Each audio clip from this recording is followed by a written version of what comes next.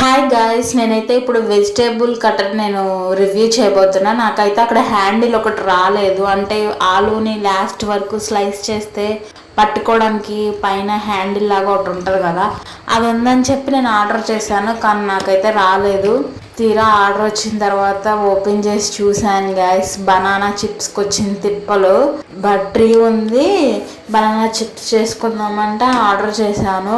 చేసిన తర్వాత వాటిని వాష్ చేయడం ఒక వంతు, స్లైస్ చేయడం ఒక వంతు. నాకులాగా ఆయిల్ ఎక్కువైపోద్ది, ఆయిల్ అయిన వాళ్ళంటే ఇది వేస్టే. కానీ నేను ఇంకా ఉంచేసాను, దేనికన్నా ఇంట్లో వాళ్ళు ఎవరన్నా చేస్తే పనికి వస్తుంది కదా అని ఇంకా ఉంచామని చెప్పారు.